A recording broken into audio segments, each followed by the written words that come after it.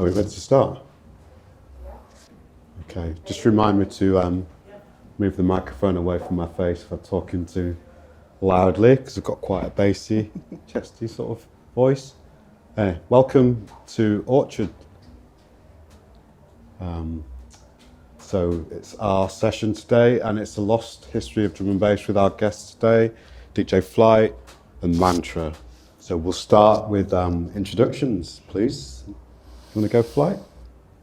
Introductions. I'm a DJ, broadcaster, radio producer and podcaster. I'm celebrating 25 years of being a DJ this year. I've been a resident at Metalhead since 1999, a couple of years after I started playing out. I've done loads of radio, from pirate to community to internet to national. I had a show on 1Xtra for 5 years, from the launch in 2002 to 2007. I've run my own label at one point, released Martin's first ever record. That was called Next to You. I was very proud of that one. So let people know what the label was called. Oh, sorry. The label was called Play Music, and it had a colon in the middle, and the music was spelt with a K. Released music by Visionary, Heist, Beta 2, Spy and Moses, Survival. Is it correct that you put out the first Martin record? Yeah, Martin's first ever release came out on my label. That was Next to You and Deepwood on the flip. Okay. What else have I done? I've been working as a radio producer for the last 9 years for a small charity called Prison Radio Association that runs a national station for people serving sentences. We broadcast to most of the prison population around the UK, so most of the prisons in England, 1 or 2 in Scotland, and all of them in Wales. I've, over the past couple of years, been producing a podcast called Windrush Stories that I'm currently working on season 3 right now, which will be a Hackney-focused 4-episode season, and co-founder of EQ50. Which we will come on to later on. Yeah? The good one like Mantra. The wonderful Mantra. I think that's it. I've been around a long time and done quite a lot.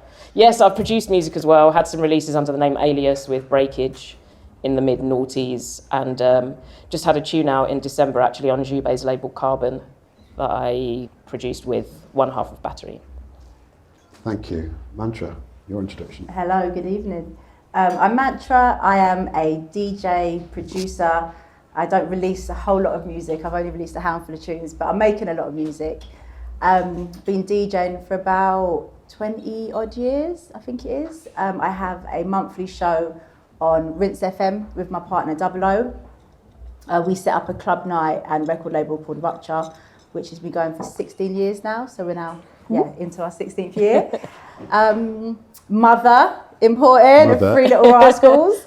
I think that's about it. And co-convener of EQ50 with DJ Flight. And your most recent release was on the Untouchables record. Oh, yeah. Sorry. Yeah, that was very recent. Mantra actually produced a tune called Helena. Yeah, because it's actually got Helena Hoff in there. You never know, because I twisted it into a sample. But it's a really sort of tribally sort of techno tune. Yeah, I mean, it's 170, but it's like half-time, tribally, lots of percussion. It's with Untouchables. They're a duo in Belgium, good friends of mine. So, yeah, that was on Samurai Music. That's right. That's just what I was about to say, actually. But at least we got that in. Mm-hmm. I do have an EP coming out. It's actually been sent off for mastering on Sneaker Social Club. So this is going to be a solo EP? Yeah. So there's like 3, couple of jungle tracks, 1 like drum and bassy thing. No, two 140 tracks, and then 1 like just proper aiming jungle thing, and then 1 more kind of drum and bassy thing. Brilliant. Yeah. Okay, so we've got the lowdown on Mantra's production skills. So now we want to go into your personal histories. Could you start by telling us, Flight, when you first heard jungle, drum and bass, or when you first heard rave and hardcore, and how your journey went from when you first heard it, when you first started going out, when you first started buying records? I know we haven't got a Okay, great the deal whole of lot. time, I'll keep it brief. so if you can try and Don't condense worry. it. So I first heard the music before I knew it as jungle and drum and bass. So it would have been like a quite early hardcore breakbeat, but I was also aware of seeing a lot of the big dance artists on Top of the Pops, and listening to a whole wide spectrum of music at home. So I was listening to radio a lot. Kiss FM was the main station that I used to check, and there was a guy called Steve Jackson who used to play on a Tuesday evening. His show was called The House That Jack Built, and he would play a lot of early breakbeat hardcore stuff. He ended up being escorted from the building at one point, but I don't know why. He lost his show. Anyway, from there, early secondary school, some of my friends had older siblings, and they would sometimes bring in cassettes that they'd recorded off pirate radio, or they would go out at lunchtime and phone up Energy FM or different stations for their shouts, and then they would hear them like later in the day when we got home from school. I started going to under 18s events as well, and one of the main ones was Club 2000, an afternoon party. It was like 2 till 7 p.m. on a Sunday, and then it moved to 4 till 9, and that was at a big club called Ritzy in Streatham, and I saw SL2 there. Saw Aphex Twin, who was actually covering for Praga Khan, because they couldn't make it, and he unfortunately cleared the dance floor. Because like a bunch of 13, 14, 15-year-olds just weren't ready for the banging, like proper 4/4 minimal hard techno that he was playing then. Aphex Twin's got quite a reputation when it comes to things like this. Yeah. He once played at a club in Leeds, well in Morley, near Leeds, called The Orbit. And he played his infamous sandpaper record set. Completely cleared the place, and it got a bit raucous apparently. Anyway, Right. let's leave it at that. Yeah, so I used to go to Club 2000 and some other under 18s events, and then went to my first big rave when I was 16, just after I'd finished my GCSEs. That was the last ever elevation at Crystal Palace Sports Centre, when they used to let rave promoters go in there. And yeah, just fell in love with the experience, seeing people from all walks of life enjoying the music, raving all night, sipping my water. I remember a couple of girls were walking around and they came up to me and they were like, "What are you on?" And I just had no idea what they meant. Even though some of my friends at school when we were going to Club 2000 used to do trips and stuff, but I was never interested in that. And then the first time I saw Chemistry and Storm, which was my main influence and like the spark that set me off buying records and learning how to mix, was when I was 17. And I saw them play at the SW1 club in Victoria, just opposite Victoria Station. It's had loads of different names over the years. And it was one of the Innovation London Club Tour nights. And they just blew me away. I thought they were Rap's mates at first. I'd heard of them, but not seen a picture. Mm-hmm. And they were just incredible. And one of the guys, part of the crew that I was out with, tapped me on the shoulder because I was just standing by the front watching them mix. And he said, "That'll be you in 5 years." And I hadn't started buying records or anything, but he obviously saw the interest that I had. And then it just went from there. Started buying records, was taught how to mix by this guy, Derek, during the one term that I spent at uni before dropping out. And what sort of turntables did you have? Because this is quite an important aspect of I never had my learning. own. I've only had one pair of turntables, and the decks that I owned were Chemis. And that was because Storm gave them to me after she passed, but I'd never had turntables of my own before that. Okay, I was trying to get into the story of whether you used belt drives when you first learned or whether you used direct drive turntables, but if you did get those turntables... Yeah, it was always Technics, and actually my friend Brian had a pair of these weird Sonys that didn't have like the long pitch control on the side. It was just this little weird dial at the side. Yeah, and he used to play on them, but I never touched those. And then he used to keep his Technics in this guy's house who lived over the road from me. So after that initial teaching and learning, then I used to just go over there and practice. Okay. And then started working in a record shop and could practice all day, got free tunes, and yeah, it just went from there.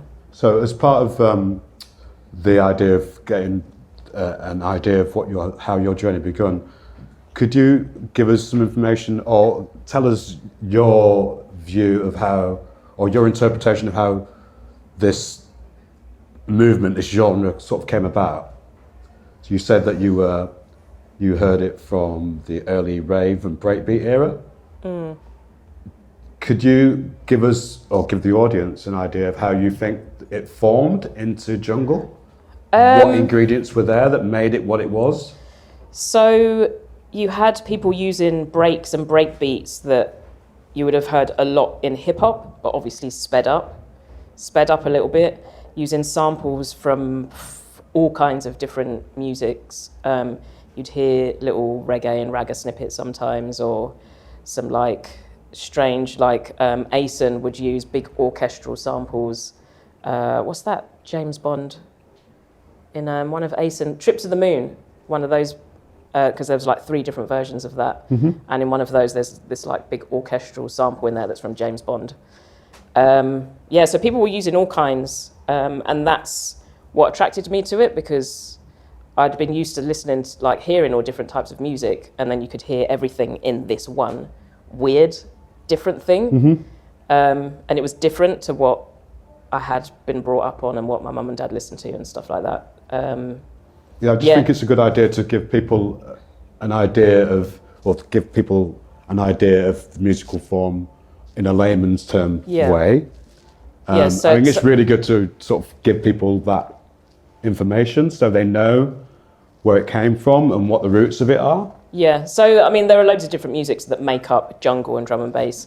House and techno are obviously big influences. The Reese bass line that you hear in so many tunes, like Terrorist by Ray Keith, Pulp Fiction by Alex Reese, that really low sub bass was sampled from a Kevin Saunderson record under his alias, The Reese Project. Reggae, ragga, rare groove, soul, jazz, hip hop, all of those musics formed and informed jungle and drum and bass. Thank you. I just wanted to say that just in case people didn't know, it just needs to be on the record. And then gradually, obviously, it's sped up over the years as well. But I think one of the big turning points that's been covered a lot, I wasn't there because I was way too young, but there was a record by Inner Zone Orchestra, and Groove Rider started playing it on 45 RPM on the turntable rather than the 33 that it was pressed at. So it sounded faster, and then people started making tunes faster to fit in with that. Yeah, so that tune, Boogie in the Bass Bin, Inner Zone Orchestra, a lot of people say that was like the turning point for drum and bass, from the move from jungle into drum and bass.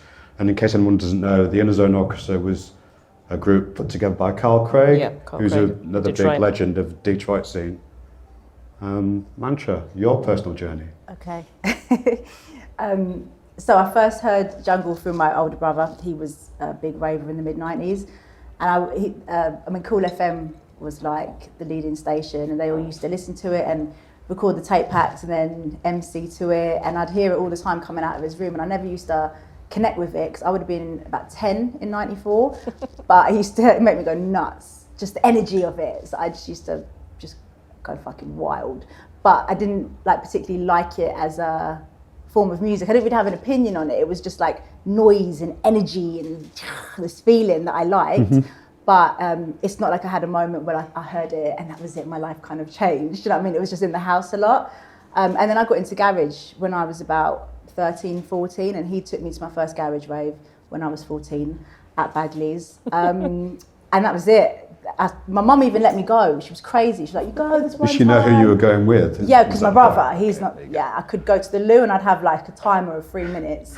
I remember a guy bought me a hooch and he was like, give me that fucking hooch. I was like, oh, I'm so embarrassed. But that was it. And then me and my best mate, we were out all the time, just sneaking out. We'd see him, we'd have to hide from him. It's like dodging my big brother at the raves.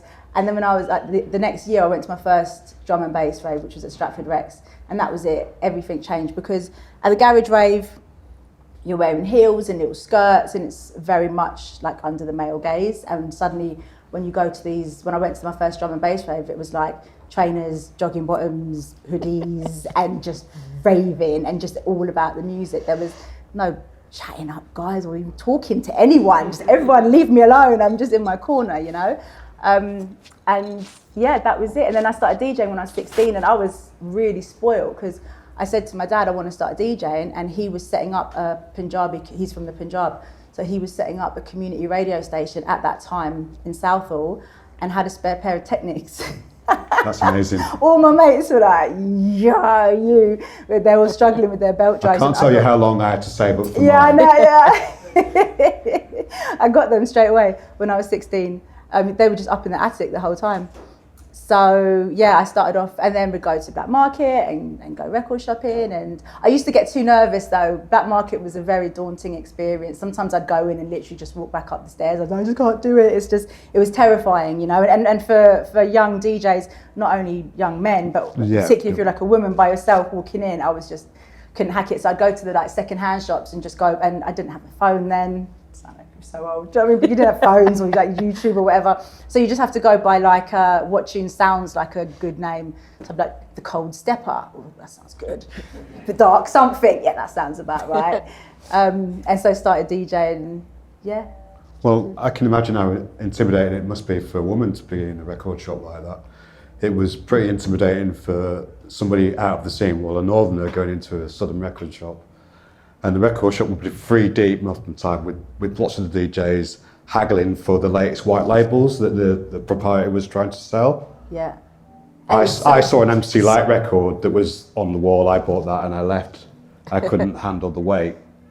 So that was my introduction to Black Market. And it was records. so noisy. So loud. Just so loud. People who worked in the shop were all DJs, and they would just be mixing all day, playing it really loud. And if you wanted a copy of what they were playing, you just put your hand up. Yeah, that's what I did for ages. I wouldn't even listen to the records because my hands would just be shaking, and I just like rip the sleeves. Do you know what I mean? And it was just I couldn't hack it. So I'd be like, "You're one of them, please," and then hide. And then I'd be like, "You're one of them, please." Do you know what I mean? And that's how I did it for a while. And to be honest, it changed a lot for me when Miss Pink started working in Black Market, and finally having a woman who was just like totally cool. Just there was no ego, no attitude, would just always like see me there and make a point of being like, "You're right, can I help you?" Do you know what I mean? And kind of brought me out a little bit and then and hooked me up with tunes and just made me actually be able to relax into the whole experience and be there for what you want to be there for, which is to like hear new music and buy records, you know, without the whole terrifying aspect that went with it before she was there.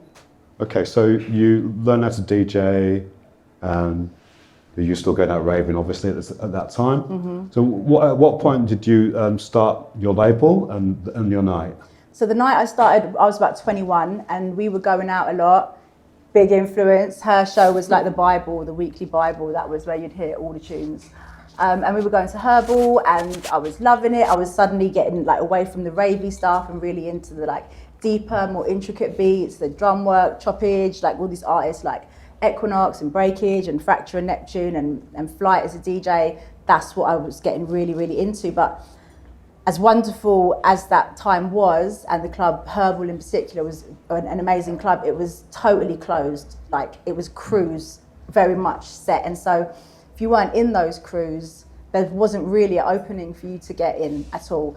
And, you know, I'd burn hundreds of CDs and make little artwork covers and give them out to people. And it was actually a woman who gave me my first set at Herbal, which was wicked, but I wanted more. Do you know what I mean? I wanted to be playing that all the time. You got the bug? Yeah, and I was like, we just can't get in anywhere. And then me and my partner said, you know what, let's just start our own thing. And very early on, we decided with Rupture when we started, I was so, it's sometimes you'd be so humiliated. Like people who ran some of these crews just wouldn't even look at you when you're like outside the club and it's quiet and you're just spinning like higher and they're just looking through you and you just really quite belittling. And I was like, I don't ever want to make people feel like that. So I thought, you know, when we start Rupture, let's just do it with this sense of like openness and fucking community and make sure there's always a bit of space to be bringing people through. Yeah, I mean, a lot of people tend to forget that how jungle drum and bass formed. It came out of the rave era, and the rave era and house music was more about unity and togetherness. That was the general ethos. But to find that aspect in clubs, in London in particular. Yeah. Definitely. I mean, and you know, part of me likes crews. It's like a bit of that and the competition that goes with it. Like it's, I get it, but there has to be a point where where are you bringing in the new energy and young people, and where are you providing pathways for like people? I don't know, is it about you or is it about the music? Because if it's about you, fine, you can keep it closed and you can just guard your little patch. But if you're into this really for the music, and if you want the music to progress, we need new ideas, we need new people, we need actually people to be able to be not only inspired, but to have the opportunity to be able to play and shine and thrive. And that means you have to just put a little bit of effort into it. And I found it very, very difficult back then. But, you know, it's all learning. And it's one of the reasons why we've always made sure with Rupture there's a bit of flexibility to make sure that there's always 1 or 2 sets for people who have never played before, who are smashing it, but who perhaps haven't had the chance to play at like a bigger club. And then when was it that you decided to set up the label? A few years later. And do you know what? It was all just, it's like there's never been a master plan, there's never been a strategy. It was like we booked the master in, we didn't even have the tunes, right? Let's just book it, because otherwise we're never going to be able to decide. And we had like all our mates were wicked producers, but we booked the mastering session, and even the day before we went down, we hadn't decided on the tune. Which tunes you're actually going to have mastered? That's how professional we are, yeah. There was none of that. It was just like, fuck, we've got to make up our mind because it's like we've got to go tomorrow. So it sounds like kind of an organic sort of process. So you do things, and whatever mistakes just you do it come and across, just jump you would in at sort the of deep like end. change it next time round. Yeah, one foot in front of the other. I think if you just follow passion and heart and feeling, then it tends to work out. Okay, so it's generally the strength of the music and your passion for the music that maybe sort of helped push that along? Yeah, I don't have a business bone in me, if I'm honest with you, so it served me quite well. Luckily, I've got the passion. So. Right, okay. I think we've covered your journey there a little bit. Cool. So now we need to go on to the important thing of EQ50. So EQ50 was set up to try and gain more equality for women and maybe people of colour within jungle and drum and bass. And you guys thought, okay, enough is enough. Let's try and do something about it ourselves. How did it start? So we're on about the whys, the whens, The whys and the whens. So it came off the back. Mantra posted some stats on her Facebook page at the end of 2017, I think it was, where she looked at a few of the biggest labels who were also the biggest event promoters. So Hospital, Metalheads, Critical, and you included Rupture in it. Was it just those 4? Yeah. Looked at all the events for the year, counted up how many women were booked across each label and promotion. The numbers were really shit, really low. And I'll say Metalheads even had, I think it only had about 3 sets played by women, and I knew that none of those were me.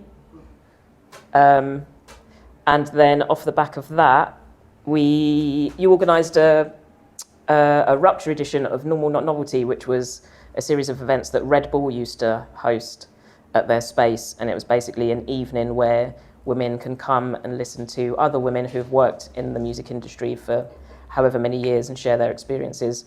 So myself and Storm did a Q&A, Mantra and Jin did an engineering session, and Kairis was hosting production, looking at Logic. And it was really amazing, like a really incredible turnout. It was absolutely packed, really nice vibe. And so we realised that there was an appetite for it. There'd kind of not really been anything done by drum and bass for drum and bass. And we thought it would be good if we had something like that on our own terms, so that we don't... Sorry, could you remind us of the time scale of this? When was this? Early 2000s? Mid 2000s? No, this is like a few years ago. Yeah. So, the stats were like the end of 2017, early 2018. Normal Not Novelty was early-ish 2018, maybe the February or March. And then after loads of emails back and forth and chats and ideas, we had our first event at the end of 2018 at a small club called 5 Miles in North London, which is now unfortunately closed. And it was just like an afternoon session for women to come down. And we had a producer's surgery where producers could upload their tracks anonymously if they wanted to. It was to the Rupture site, wasn't it? And then they would get feedback on the day from like an industry panel. Me and Storm did another Q&A, and then played a back-to-back set. And Jin did a promotions. Was it you and Jin? Yeah. did a session on promoting and what you need to think about if you want to start your own night. And it went from there. We had some good feedback, and just took it from there, really. Okay. Gin's Manchester-based producer, Yes, is that right? and she runs the night. Oh God, I forgot. Formless. Formless. Yeah. Sorry, my brain is. Okay, so can you tell us about the mentorship program that you've started with EQ50 as well? Do you want to go for that? So there's a lady called Alison who has been kind of guiding and supporting us throughout. She's actually just a massive drum and bass fan who works for like the World Health Organization and is just really good at organizing community projects. And she was talking about the idea of doing a mentorship for a while. And it took a bit of time for us to kind of get there because we were like, it's going to be a lot of work. How's it going to look? And all these kind of things. And it was when the pandemic hit, actually. So it was 2020.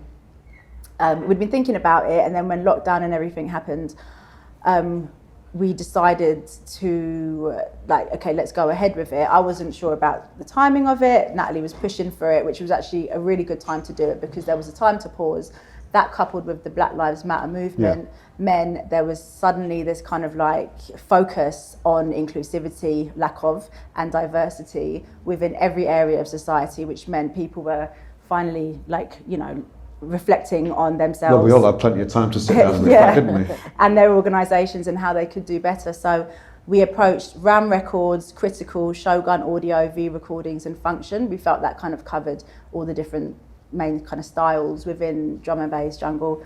And they all got back, they were all up for it. So we opened up the application process. We had nearly 100 applications from women, non-binary, trans producers. We decided to just keep this a production mentorship because we felt like drum and bass is very producer-led, really. It's like that's how you get your gigs, it's producers, and people are always saying there's not enough women who make beats. And we, to be honest, I was really surprised by how many we did have apply, and the standard was incredible. Yeah. So then we partnered up each record label with a producer, and they worked together over a year, and EQ50 oversaw the whole kind of mentorship. So each mentee had a mentor from the record label and from EQ50. Mm-hmm. So before all this happened, I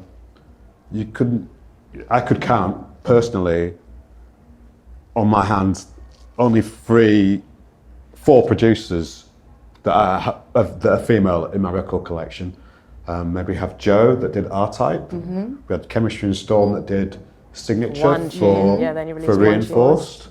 And then we had DJ Rap that did a tune called Spiritual Aura. Loads of tunes. Under the name of Engineers Without Fears.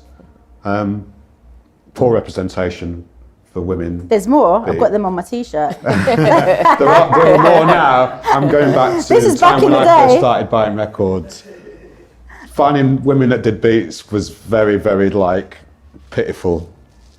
It's great that you're actually doing this job to redress the balance. But it's quite, it really is sad because, like I said, I actually do have them on my top here. But the ones who did just weren't acknowledged, weren't supported, weren't recognised. I mean, you look at someone There's definitely a lack of representation there. If you look at someone like Helen T, who was not, people love Sorry, to go, I did miss that off my list. That is one tune that I do own. But people are like, oh yeah, Joe. She was just, when I was doing this research for the women in jungle producers, and the whole narrative was like, I think she was just sat there. Do you know what I mean? Oh, she was just the girlfriend. She was just his girlfriend. She was just his girlfriend. And it's like, well, how come then when they stopped making music, DJ Lime didn't go on to do anything else at all that was substantial? So it's always this belittling, this dumbing down, this, oh yeah, but she wasn't really on the buttons, I don't think. She was just, do you know what I mean? And it's like, it's so frustrating because the whole idea of producers are just men. And if there's a woman there, it's almost like it's just as some add-on. She's making the tea. And then you look at Helen T, and she is a absolute rude girl engineer. Yeah, she has engineered a few tunes. Yeah. Engineer. She had her own studio as well. That people could just go and hire her to engineer their music. But so few people know of her or know her music, and again, I think with her, because of just shitty patriarchy stuff that went on in her life, meant that she was always crushed and made small and couldn't hack it in the end and had to walk away from it, and you just think, God, imagine if Helen T got the recognition she did, it would have completely flipped drum and bass. I guarantee you, it absolutely would have. If she was acknowledged and respected for her talent in the way that she should have been, like the legacy that she would have left would have been huge. Yeah, it's incredible. I mean, I don't know whether anybody in the audience is familiar with it, Helen T, but she wrote a tune called Sax Tune, which is an incredible tune, and I don't think it got the props that it deserves. More people should know about it. So if you do want to go out and try and find it, go and find it. And a lot of to her it. music is on YouTube that people have uploaded over the years. But yeah, she's one of my old favourites. Okay, so we've heard about the labels that are on board and what the mentorship program's doing, but where do you think we're going to get to with this? Well, if the mentorship continues as it does, as we hope it will, and more people get involved, like we've seen some small labels start up their own. There's been other organisations pop up since we started at EQ50. Not saying that like we're ground zero or number one, but it's nice to see other things happening. But we're trying to create like an ecosystem and a community of women and non-binary producers, gender minorities, that can support each other. So with our 6 mentees from the first year, we've left it open with them that if they want to kind of be involved in year 2 and be part of the support network for the next round of mentees, then they're welcome to. I think most of them will, won't they? Because they really enjoyed it so much. And then as the years go on and we have more mentees coming in, the support network will get bigger and bigger. Yeah, great. We're about to launch round 2 Yeah, we're with just new getting ready for labels. round 2. We've got 5 new labels. Could you give us an insight into those yet? No, we're literally just Well, confirming we'll move them on now. then. Could you let us know about other female producers that we should know about, that we might not know about? Well, first we start with our mentees. So Mandy Dextrous, Mandy's great. They've had, so their mentor label was RAM, and they've had at least 2 releases on Program already, which is one of the sub-labels of RAM. Absolutely smashing it. I mean, Mandy was huge anyway in the tech. Gabatech? Not Gabatech. Ragatech, yeah. So in the Ragatech world, and has kind of restarted, not gone right back to the beginning, but had to kind of, sort of rejig what they were doing. But yeah, Mandy's absolutely smashing it. Athena, who's had at least a couple of releases on Shogun Audio, her mentor label. She makes deep, soulful, liquidy stuff. Really excellent producer. She's great. Nia Archives, who was mentored by Leeds girl. She's from Leeds originally.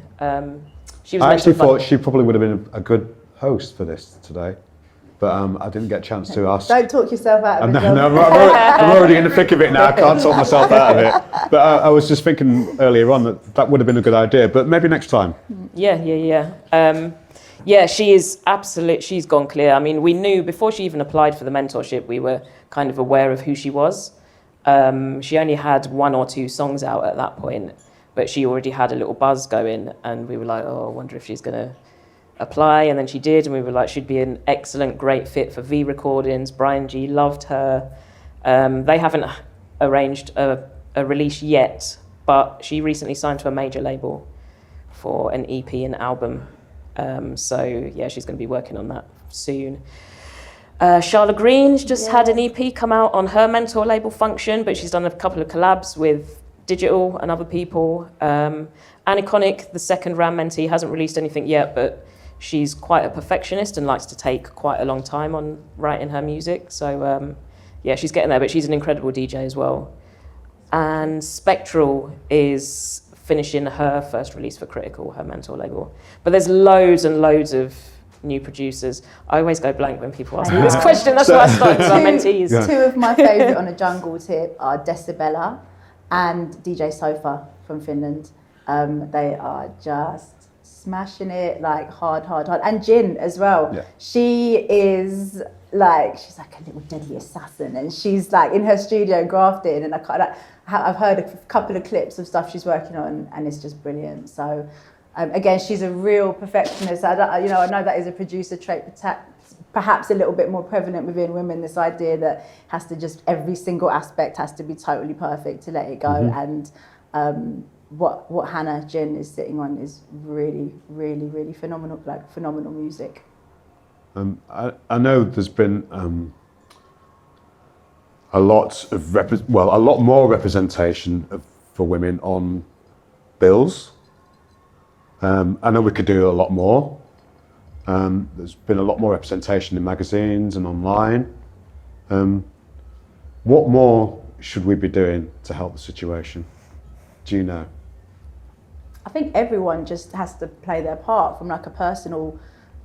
It starts small. Do you know that? It's like whether it's a conversation, and I was talking about it the other day. You know, if I've got a gig somewhere, then I'm going to talk to the promoter after and always name check a couple of women that, you know, you should check out these women. They're really killing it. They're sick. And I think just small things like that can make a massive difference. I do think now, I'd like to say you can't really get away with all white men like male lineups, but you still can, really. But I do think the emphasis is changing, and I have, I feel a lot of hope with the new generation coming through. You know, I think ideas like gender are slowly kind of changing anyway. We're realising it's fluid, we're progressing more, and I feel like it's the younger generation who are coming through with these brilliant progressive ideas that understand the value of community and history and legacy and like respecting the culture, contributing to it in a meaningful way, not just taking from it, is where I think the hope lies, which is why I think it's so important for us involved in it to make sure that we create space for these younger artists to come through, which means sometimes taking a sidestep. Yeah. Okay, so that leads us nicely on to the patriarchy. So we can go talk about equality in music and in life. So maybe we've crossed these topics in just a little bit in what we've already discussed. Could you let us know why it matters for you in particular? Equality? Yeah. Spell it out for us. I mean, how can it not matter? You know, it's like, I don't know. Sometimes I think about when I started, and to me, a DJ was a man, and it perhaps took 10 steps of like bashing down the like ideas to make you as, you know, a DJ is a man. Is it a man? Yeah, of course it's a man. Is it really a man? Questioning it, and then suddenly coming to the idea that, oh no, maybe it's not. Maybe it's just anyone can be a DJ. And even now, often if I go DJ, I think male, but it's just one step of going, no, fuck that, shut up, of course it's not. Like, anyone can be a DJ. Well, it's the idea of seeing somebody up there doing something that you would like to do, or something that you're involved with. That is more, it resonates. If something resonates with you more, then you're more likely to want to do it. And yeah, of course. That's how, sorry to interrupt, that's how I started, was seeing chemistry, because there was a resemblance, like I recognised myself in her. And even though I'd been around guys who were DJing from like young age, as I mentioned earlier, from like 14, it didn't really occur to me that I could do that as well until I saw her. And so that's what's the most important thing, is making sure there's a spectrum of everybody that exists in the world represented in this music, because you want everybody to be part of it. And if everyone's part of it, that means it gets bigger, and everyone can join you in your passion. And the music gets better, because if you want like the music to be the best it possibly can, then you want the best possible artists, the most creative people. Yeah, it's about diversity, and isn't they come from all walks of life. Do you know what I mean? But so often it's like this negative imposter syndrome shit just really grabs you at the flipping creative jugular and just like, oh, I can't do it, you know. And that's what we need to break down. We want the music to be the best it possibly can, and that means the most talented, the most creative people, which is often like those who are perhaps quiet or are, you know, don't think it's quite for them. We need to make sure that everyone is able to have the opportunity to shine and thrive, and to be able to participate in it. Well, it's like, yeah, seconded. And it's almost like the situation we had within the scene in the early 2000s, when things were getting really aggy and dark and moody, and there wasn't as many women coming to the dance. it's almost like that situation where we need to sort of redress the balance, so the scene can move on, the scene gets more diverse, the scene can get better. Would you agree with that? Yeah, totally. And I'd even go further and say black women in particular. Used to see, when I was first going out, there used to be so many black women going out to the raves. But then, as you say, the music changed. I guess that was partly to do with what drugs people were taking as well. So as people became a bit more successful, they might start doing cocaine a bit more and things like that, which is, I find that a really aggressive drug. It's obviously not as happy and up as E and stuff. But yeah, things changed a lot, but also as the years went on, so instead of it being this like DIY black music majority, there used to be a lot of black label owners, black promoters, DJs, but then as the music got bigger, obviously, I've said this so many times recently, but obviously being in the UK, predominantly white country, you're obviously going to have more white people into it. And so more white people creating their own labels, becoming promoters, owning radio stations, DJing. And as they found success and became bigger, the opportunities weren't reciprocated like they would have had from the black promoters and black label owners. So yeah, it was a big mixture of things that, yeah, why we saw the dance floor change a lot. Yeah. Nia told me the other day that she's seeing quite a few young black women coming to her gigs now. They're always at the front. Yeah, which that's is great. So, like, yeah, it's music to my ears. Mantra is saying that the positivity that we get from the youth that are coming through now can only be a positive thing for the future of the scene. Next bit of the conversation that we're going to move on to, achievements and experience, your own art. Where are we going with this? With our own art. I'm really proud of everything I've achieved. The main thing I'm most proud of, I should say, is probably still doing it after this long, when I've had periods where I'm like, what the hell am I doing?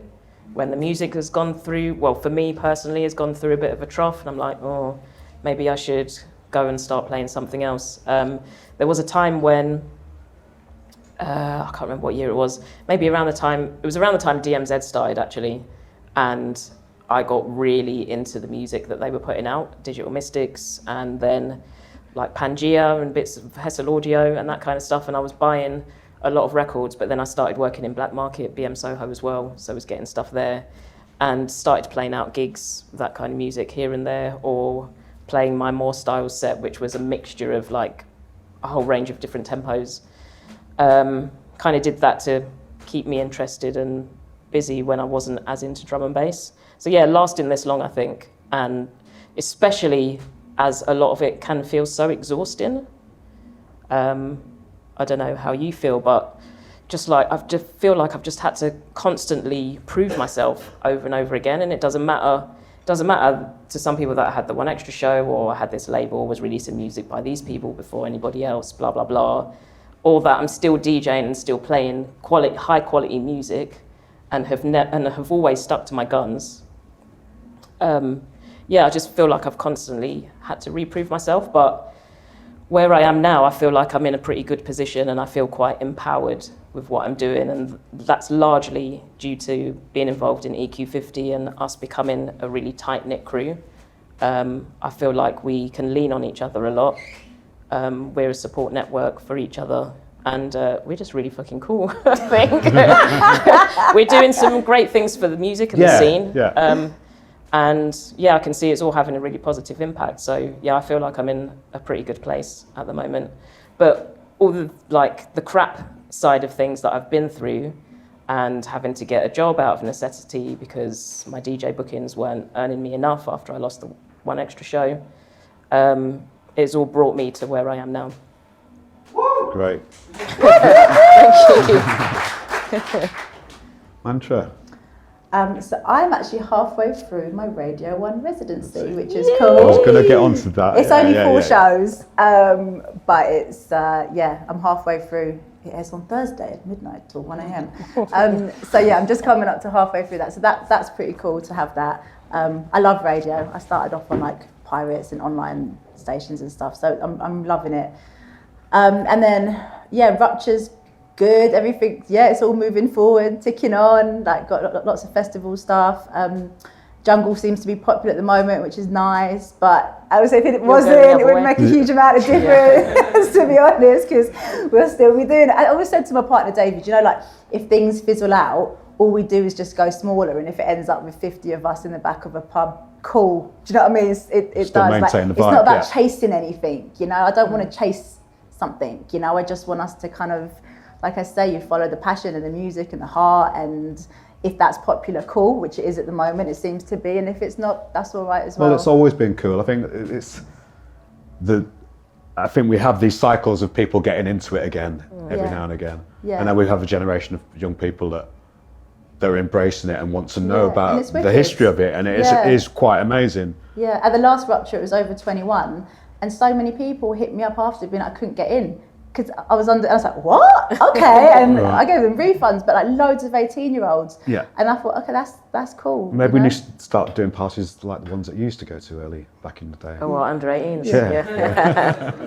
It's funny, you don't really see them anymore. No. It's mad, and I know that's, me and all my friends, that's how we started. Or even just daytime parties. Yeah. Yeah, well, there's the Daytimers crew, isn't there? Who are all South Asian heritage, and they're like throwing parties during the day, like people used to. Yeah, that's almost a revival of the 90s thing as well. So I'm not sure what time frame we're on at the moment, but I'm going to start throwing out questions to the audience. So if anyone's got any questions, fire away. I'll repeat them. If you speak them to me, and I will repeat them to Mantra and Flight. Any questions, folks? Don't be shy. No. Hi. Hey. That's you guys are really cool. Thanks. I love what you guys are doing, because I went to a festival last weekend, and like my 3 favourite DJs were all women, and I thought that was like the coolest thing ever. One of them was very dexterous. Wicked. And I always thought DJing and producing is a super cool thing to get into, but as someone that kind of doesn't really have I don't really have people that I don't know friends, I don't have DJ friends, I don't have producer friends. I know, like, what would be your advice to someone that's kind of looking to dabble or get into it, like, without the resources and things? There are quite often schemes or programs that hold free sessions to teach people how to mix now. So I guess it depends where you're based usually, and just keep an eye on the internet. Feel free to join our private EQ50 Facebook group. It's for women and non-binary people only. You can ask questions in there, share info. So we are planning to do something like that. We've been we've had it on the back burner for ages, is to do like a introduction to DJ session. Actually, it might be coming up soon, right? We're in talks with, some people. The Facebook group is good. There's like, people are so helpful on it. Like, it's actually one of those groups where you ask something and loads of people get back. And if you've got a computer, like a laptop, then that's it, basically. And then if you go in the group and people can send you legal or not legal links to things to help, and also just put you in the right direction. There's so much online now in terms of YouTube tutorials, and there's some really brilliant ones that are just so helpful, like Strangers. Seen his are brilliant, good. There's loads of tutorials that can help you get started up. So join the group. But I know it can be very expensive. Like, people say, oh, just buy the all-in-one XDJ or whatever it is, but that's still over, $1,000? Like I said, I was always skint, so that's why I never bought my own turntable. So I was very lucky when Storm gifted me Kemi's pair. But to get past that first step, it can be very expensive and costly. But there are ways around that. So you mentioned a couple of like mentees that you think people should be listening to. Is there anywhere that we can find them online? And is there anywhere that we could really go to find new artists consistently? So via our EQ50 socials, once a month at the end of the month, Sweet Pea, one of our members of the crew, each month she does a roundup of releases by women and non-binary producers. So you'll see that at the end of the month, and she posts the artwork and tags all of the artists. So that's a way of jumping off from that. EQ50 DNB, yeah, DNB. I hate that. For the mentees, you can check out our website as well, eq50.co.uk. But yeah, we're always linking to the year one mentees, but loads of other artists as well. So follow us on IG. I think there was somebody else with their hand up, was there? Oh. What's your favourite tune? Wow. Well, which genre? From which year, on which label?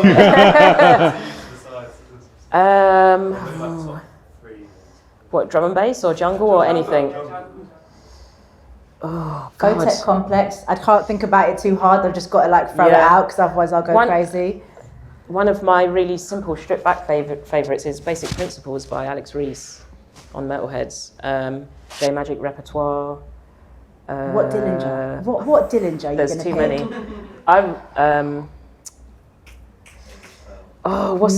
That's I not even know, one of my but- favourites. It's a big tune, but it's not one of my Yeah. favourites. What's the one on Platinum Breaks 2? Promise?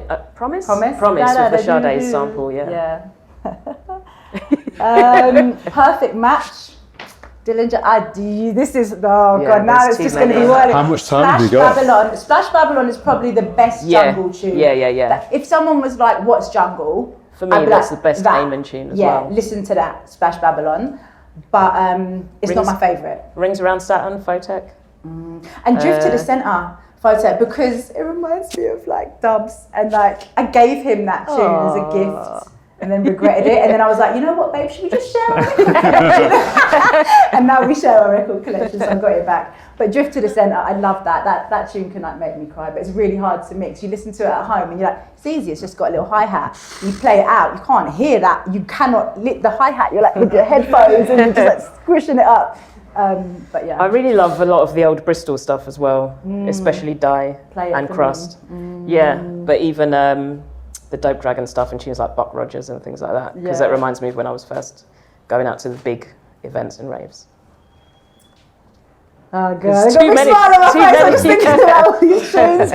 Something from Source Direct as well. I mean, you can't forget Black about Rose. them. Ooh, interesting. Yeah. A made-up sound on the flip. I don't know. There's a lot. That wasn't that helpful, was it? No. But one of my general favourite dance records of all time is Your Love by Frankie Knuckles. That's what first popped into my head.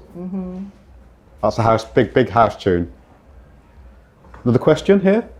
Yeah, I was just going to ask if there was any particular artist that you particularly look up to as inspiration. Her. Any? I did, really. And she gave me, so I would have been 22, 23, and she, I must have sent you a mix, for Flight did a feature on her show called Breaking New Talent, where she'd play a half an hour mix from a DJ, and she played my mix. And it was I got my whole family to sit around the TV and what would you do this? Dab? Not dab. Yeah, it was probably on Freeview. Like a Freeview. DAB. And I remember everyone chatting. And I'm like, can you all just be quiet? And I'm like, Mum, Dad, shut up, everyone, listen to this mix. And I spent so long, and they're like, whatever. But that was, with Flight and also with Storm, because they were so approachable, and I'd send Storm mixes and shit. I drove up here and I listened to your CD and would give me feedback on it, and it was the buzz that I would get from just a reply was huge. It was like this huge rush of energy that just motivated me to keep on. So. Well, yeah, they did that with me as well when I first started mixing, and my first couple of mixtapes I gave to them because didn't really know who else to give it to, and they were so iconic and, like you say, really approachable. I remember the first time I spoke to Kemi at Blue Note Metalhead Sunday Sessions was just asking if they ever play small events because I wanted my mates to book them, which they didn't because they finished promoting their night. But Kemi gave me their house number, and I was like, oh my God, yeah. I've got the Chemistry and Storm's phone number. Yeah. But they were really cool about giving feedback. So yeah, they were like my main icons and idols. But then Fabio was a massive inspiration as well. Always liked listening to Doc Scott because he would always play something different that nobody else was playing as a DJ. But yeah, regarding women artists at that time, there weren't many around at the same time as when I was coming through. So a lot of the women on Mantra's t-shirt that we featured in the Women Jungle Producers of the 90s, not all of them were producing by that point, so they came a bit earlier. And also Double O, my partner. I mean, we've been together 17 years, and always from the beginning, he just really champions me and supports me and boosts me. And, you know, when you've been together with someone so long and we're both in this music world, like there's never been an ounce of like competitiveness or anything. Like his, you know, like when I succeed, he succeeds and vice versa. So he's been a huge driving force for me throughout my whole career, definitely. Sorry, can I just add? Yes, there's been women around who've always had my back, but not necessarily as artists. So 2 women who I always big up and have a lot of love for are Jo Hines and Zara, aka Zaza, and they've both worked behind the scenes since pretty much the beginning. That's the point I was going to get to. There's been a lot of women that have worked behind the scenes that have not got the props that they deserve. Yeah. They've just been in the background, running the men's shit, making sure it's all tidy and on time and working as it should. So Zara worked at Reinforced Records in the early days, and she was also one of the co-founders of Co-op when all of those producers started the Broken Beat movement.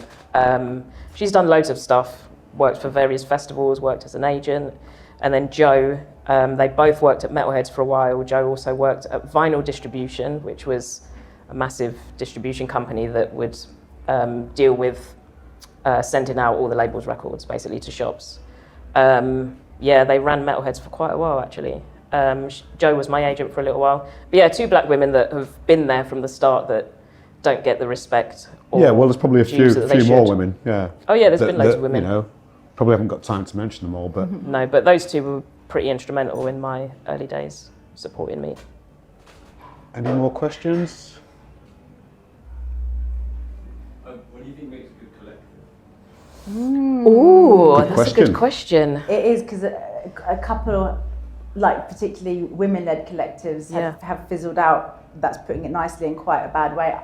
I think it's I'm not even hating. It's like it's not good. But because I think honesty is huge. Going slow is huge. We really take our time and do things slowly with intention and think about what we're doing and why we're doing it and when we're doing it. Obviously, like communication, trust is big as well.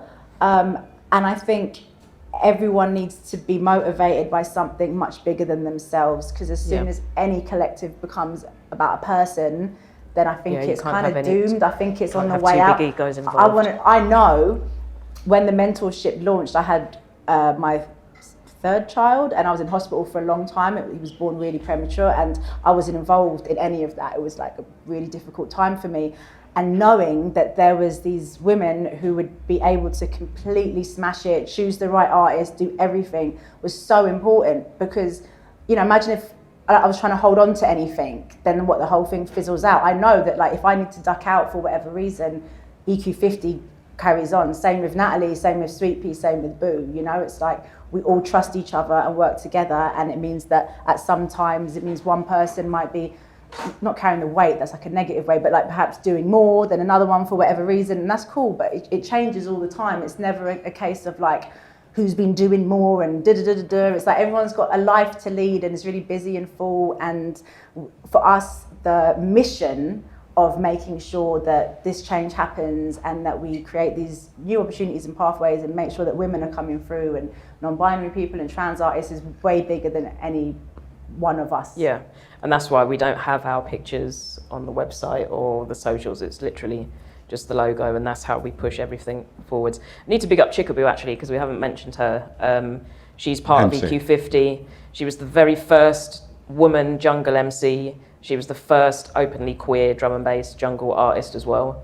And she's put up with a lot of shit over the years, but she's incredible. Me and her work together quite a lot and have done for over 20 years. But yeah, it's great to have her as part of like the core EQ50 team. Her Check her out, she's experience, wicked. her history, her Yeah.